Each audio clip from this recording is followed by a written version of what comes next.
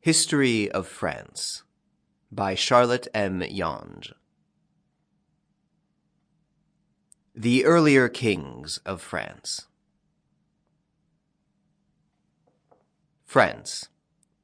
The country we now know as France is the tract of land shut in by the British Channel, the Bay of Biscay, the Pyrenees, the Mediterranean, and the Alps. But this country only gained the name of France by degrees. In the earliest days of which we have any account, it was peopled by the Celts, and it was known to the Romans as part of a larger country which bore the name of Gaul. After all of it, save the northwestern moorlands, or what we now call Brittany, had been conquered and settled by the Romans, it was overrun by tribes of the great Teutonic race, the same family to which Englishmen belong.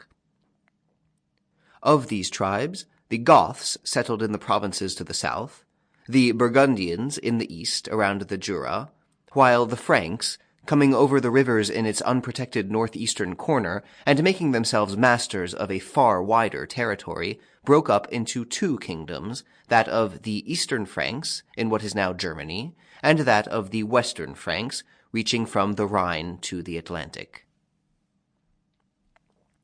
These Franks subdued all the other Teutonic conquerors of Gaul, while they adopted the religion, the language, and some of the civilization of the Romanized Gauls who became their subjects.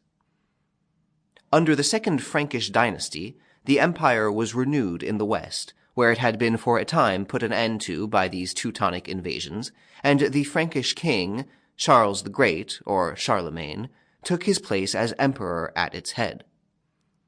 But in the time of his grandsons, the various kingdoms and nations of which the empire was composed fell apart again, under different descendants of his. One of these, Charles the Bald, was made king of the Western Franks in what was termed the Neustrian, or not Eastern, kingdom, from which the present France has sprung.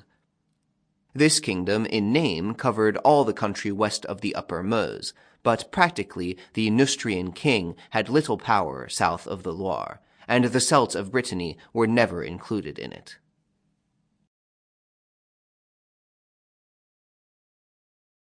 The House of Paris.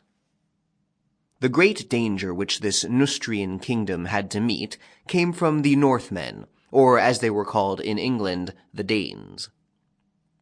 These ravaged in Neustria as they ravaged in England, and a large part of the northern coast, including the mouth of the Seine, was given by Charles the Bald to Rolf or Rollo, one of their leaders.